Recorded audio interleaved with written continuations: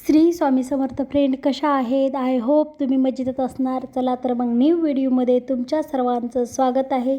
मी उर्मिला व्हिलॉग्समध्ये तुमच्या सर्वांचं स्वागत आहे. तर मी आज तुम्हाला लग्नानंतर, कारण नवीन लग्नानंतर पहिलीच वटपौर्णिमा आहे, त्यामुळे काय करायचं, पहिल्या वटपौर्णिमेला कशी करायची पूजा याबद्दल सविस्तर माहिती सांगणार आहे. त्यामुळे व्हिडिओ न स्किप करता पूर्ण व्हिडिओ पहा. नवीन असाल तर चॅनलला सबस्क्राईब करा, लाईक करा, शेअर करा. तर मग अशा प्रकारे मी तुम्हाला माहिती सांगणार आहे. कारण लग्नानंतरचा पहिलाच वटपौर्णिमा आहे आणि तिथीनुसार शुभमुहूर्त आणि साहित्य सविस्तर माहिती सांगणार आहे. कारण दरवर्षी ज्येष्ठ महिन्याच्या पौर्णिमेला तिथीला वटपौर्णिमा म्हणजेच वटसावित्रीचं व्रत करण्यात येत आहे. पण हे व्रत 7 जन्म हाच नवरा मिळो आणि नवऱ्याच्या दीर्घ आयुष्यासाठी वडाची पूजा केली जाते. कारण नवीन वटपौर्णिमा कशी करायची, किंवा कारण भरपूर जणींची पहिली वटपौर्णिमा असल्यामुळे तर कोणाकोणाला माहिती नसतं किंवा काय करायचं, कसं करायचं. ज्यांची पहिली वटपौर्णिमा आहे त्यांच्यासाठी आणि सर्वांसाठी शुभमुहूर्त कधी आहे, कधी जायचं वडाला, सर्वांसाठीच आहे. पण ज्या नवीन आहेत त्यांच्यासाठी पण खास आहे व्हिडिओ, त्यामुळे व्हिडिओ पूर्ण पहा आणि न स्किप करता पूर्ण व्हिडिओ पहा. तर शास्त्रानुसार वटपौर्णिमाचं आयुष्य जसं खूप जास्त असतं तसंच आपल्या पतीचं आयुष्य दीर्घ व्हावं म्हणून महिला वडाची पूजा करतात. आणि यंदा ज्येष्ठ पौर्णिमा तिथी म्हणजेच वटपौर्णिमा कधी आहे किंवा कधी शुभमुहूर्त आहे हे कोणाला माहिती नाही, त्यामुळे मी सविस्तर माहिती सांगणार आहे सर्वांसाठीच. पंचांगानुसार यंदा वटसावित्रीचं व्रत येत्या सोमवारी 29 जून 2026ला असणार आहे. पण या दिवशी पूजेसाठी शुभमुहूर्त कसा आहे ते सांगणार आहे. आज शुभमुहूर्त पहाटे 5:26 ते 7:11 असणार आहे. आणि सकाळचा उत्तम शुभमुहूर्त आहे 8:55 ते 11:40 आहे. आणि दुपारचा अभिजित असा जे मुहूर्त असतो सकाळचा तो 11:25 ते दुपारी 12:20 आहे. आणि या दिवशी राहू काळ असून सकाळी 6:44 ते 8:27 या वेळेत पूजा करू नका. कारण सायंकाळच्या या वेळेमध्ये तुम्ही वडाची पूजा करू नका.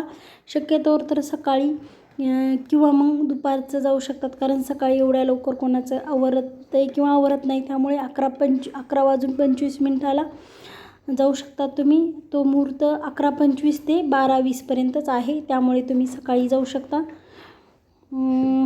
आणि 8:55 ते 10:40 तो पण आहे, त्या पण तुम्ही जाऊ शकतात पूजेला. पहाटेच्या पूजेला कोणाचं काही शक्य होत नाही, कारण एवढ्या सकाळी आपलं आवरत नाही. 5:26 ते 7:11 काय आपलं आवरत नाही, त्यामुळे दुपारचा मुहूर्त चांगला आहे. त्या मुहूर्तावर तुम्ही जाऊ शकतात वडाची पूजा करायला. आणि बऱ्याच जणींना वटपौर्णिमेच्या पूजेचं साहित्य माहिती नसतं आणि नवीन ज्यांचं लग्न झाले त्यांना तर खरंच माहिती नाही, त्यामुळे वटपौर्णिमेची पूजेचं साहित्य काय आहे तर ते सांगणार आहे मी. वटवृक्षाची आपण जे जातो वडाच्या झाडाला, तर सावित्री त्यासाठी तुम्हाला काय काय घ्यावे लागेल वटवृक्षाची पूजा करण्यासाठी. त्यासाठी तुम्हाला काळे मणी किंवा कच्चा धागा घ्या. आरतीच्या ताटामध्ये त्यामध्ये तुम्ही धूप आणि तूप घ्या. दिवा घ्या, अगरबत्ती, तांदूळ, हळदी कुंकू, चंदनमी धूप जो धूप असतो तो घ्या. तुपाचा दिवा घ्या आणि नारळ घ्या आणि अगरबत्ती ठेवा. फुले आणि 5 फळे, खायचे पाने. नैवेद्यासाठी मिठाई, बताशे, कोणत्याही गोड पदार्थाचा पंचामृत करून घेऊ शकतात. पंचामृत हा कोणाकोणाला माहिती नाही. पंचामृत म्हणजे दूध, दही, तूप, मध, साखर यांना एकत्र करून पंचामृत, ते पण घ्या तुम्ही. आणि पाण्याने भरलेला तांबा कलश. आणि वट सावित्रीची व्रत कथा असती, ते कथेचं पुस्तक घ्या. आणि ती पण कथा मी तुम्हाला सांगणार आहे वटसावित्रीची नेक्स्ट व्हिडिओमध्ये नक्कीच सांगणार आहे ती पण कथा. ही पण कथा तुम्ही त्या दिवशी ऐकणं खरंच खूप गरजेचं असतं. ज्या महिला उपवास करतात त्यांनी वडाहून आलं की ती कथा नक्कीच ऐकली पाहिजे. त्यामुळे मी त्या नेक्स्ट व्हिडिओमध्ये ती पण कथा तुम्हाला सांगणार आहे. त्यामुळे सर्वांनी व्हिडिओ काळजीपूर्वक ऐका, आणि न स्किप करता पूर्ण व्हिडिओ पहा.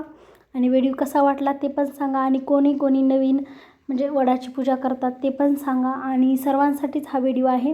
व्हिडिओ कसा वाटला ते पण कमेंट बॉक्समध्ये सांगा. व्हिडिओ आवडला असेल तर लाईक आणि शेअर आणि सबस्क्राईब करायला विसरू नका. नवीन असाल तर चॅनलला नक्की सबस्क्राईब करा. आणि पूर्ण व्हिडिओ पाहिल्याबद्दल खरंच मनापासून खूप खूप धन्यवाद. चला तर मग नेक्स्ट व्हिडिओमध्ये भेटू. तोपर्यंत बाय बाय फ्रेंड. स्वस्त रहा, मस्त रहा. श्री स्वामी समर्थ. तब्येतीची काळजी घ्या. Bye bye friend. Shri Swami Samarth. जय जिजाऊ, जय शिवराय, जय शंभूराजे.